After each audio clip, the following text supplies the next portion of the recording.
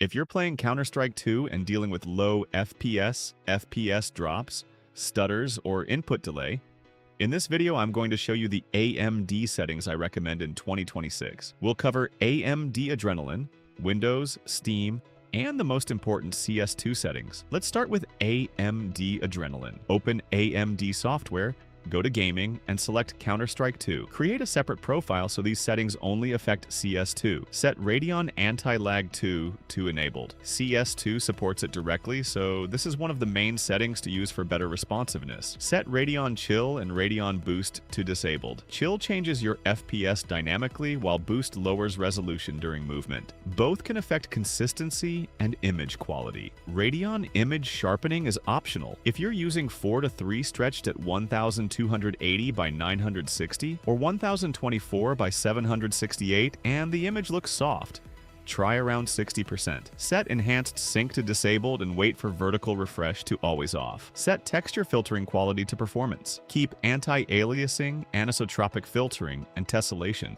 under Application Settings. Keep Surface Format Optimization enabled. Disable Radeon Overlay, Instant Replay, recording features, and other overlays you don't use. Now move to Windows. Open Settings, go to System, Display, and Graphics. Find CS2 or add cs2.exe, then set it to High Performance. Make sure Windows Game Mode is on. Set Power Mode to Best Performance if available. Open Advanced Display and make sure your monitor is using its highest refresh rate. Don't accidentally leave a 144, 165, or 180 Hz monitor at 60 Hz. Next, disable Windows mouse acceleration. Open mouse settings, additional mouse settings, then pointer options, and turn Enhance Pointer Precision off. Close unnecessary background apps such as extra browser tabs, launchers, cloud sync software, RGB programs, recording apps, and overlays. Now let's move to Steam. Right-click CS2, open Properties, and go to General. Disable Steam Overlay if you don't use it. For launch options, keep things simple.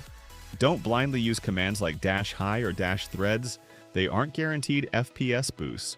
You can use -novid to skip the intro, but it doesn't increase FPS. Now let's configure CS2. Open Settings, then Video. Set Display Mode to Full Screen. For Stretched, choose 4:3 and start with 1280 by 960. If your GPU is struggling, test 1024 by 768. Remember that lowering resolution mainly helps when your GPU limited. If your CPU is the bottleneck, the FPS difference may be small. Set refresh rate to your monitor's maximum. Enable Boost Player Contrast and disable V-Sync. For multi-sampling anti-aliasing, start with 2x MSAA. Use none for maximum performance or 4x if you have enough GPU headroom. Set Global Shadow Quality to low. Set Model/Texture Detail to low. Set Texture Filtering Mode to bilinear. If your GPU has extra performance available, test 4x or 8x. Set Shader Detail and Particle Detail to low. Disable Ambient Occlusion. Set High Dynamic Range to Performance. Keep Fidelity FX Super Resolution disabled for the main setup. Only test FSR separately if your GPU is extremely weak. Make sure Anti-Lag 2 is enabled inside CS2 as well. For 4:3 stretched, open AMD display settings and enable GPU scaling if necessary. Set Scaling Mode to Full Panel for Stretched. Use Preserve Aspect Ratio if you prefer black bars. For monitor response time or overdrive, don't automatically use the most aggressive setting. A balanced mode such as Fast is a better starting point. Now let's talk about FPS limits. You don't automatically need to play completely uncapped. If your FPS fluctuates heavily, test a reasonable FPS cap and compare the results. A 180 Hz monitor doesn't mean you must use exactly 180 FPS. Also, don't use multiple FPS limiters at once. If you're limiting FPS inside CS2, you usually don't need another limiter from AMD or third-party software. Now test everything properly.